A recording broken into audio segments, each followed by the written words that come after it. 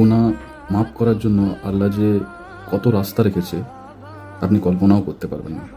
সেহেতু আমাদের এটা ভাবলে হবে না যে আল্লাহ পাক আমাদের জাহান্নামে দিতে চান, কিন্তু আল্লাহ পাক চান না। আল্লাহ পাক হাজারো রাস্তা রেখেছেন যাতে আমরা সেই গুনাহগুলো মাফ করিয়ে নিতে পারি, নেকি করে যেন জান্নাতে যেতে পারি। অজু করবেন, গুনাহ ঝরে ঝরে পড়বেন। নামাজে দাঁড়াবেন, গুনাহ মাফ হবে।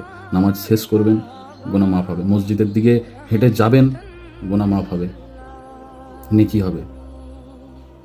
মানুষের সঙ্গে ভালো ব্যবহার করবেন, তাতে নেকি হবে।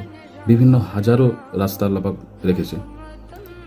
যখন জাহান্নামে সকলে শয়তানকে দোষ দেবে, তাদের গুনার কারণ যখন শয়তানকে বলবে, তখন শয়তান সকলকে সামনে বসিয়ে একটা বক্তব্য দেবে, একটা ওয়াজ মাহফিলের মতো করবে। সেটা কোনো বড় সড়ো নয়, ছোট্ট বক্তব্য, যে আমি তো জাস্ট খালি তোদের তেল মেরেছিলাম, আমি তো নিজের হাতে ধরিয়ে নিয়ে তোদের গুনাহ করাইনি, আমি তোদের জন্য কোনো নবী রসুল পাঠাইনি, আমি তোদের জন্য কোনো আসমানি কিতাব পাঠাইনি, আমি তোদের শুধু হালকা দাওয়াত দিয়েছি, তোরা তাতে আমার দাওয়াত অ্যাকসেপ্ট করেছিস। বলুন না, আপনার বাড়িতে তো কোরআন আছে, আপনার বাড়িতে শয়তানের কোনো কিতাব আছে? নেই। আপনাকে ইমানের দাওয়াত দেওয়া হয়েছে, মানুষ ইমানের দাওয়াত দিয়েছে আপনাকে।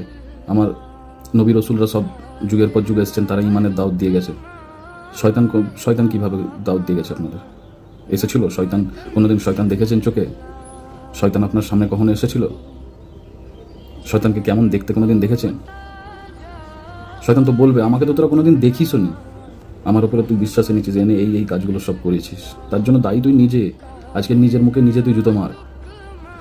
আমি তোদের গুনার কারণ আমি নই। তাহলে শয়তান যখন নিজেই হাত তুলে নেবে কাল জাহান্নামে গিয়ে, তাহলে আজকে সেই কথাটা আপনাকে ভেবে নিতে হবে যে শয়তানের লোভ লালসায় পড়ে আমরা এত গুনাহ করছি, সেই একদিন হাত তুলে দেবে।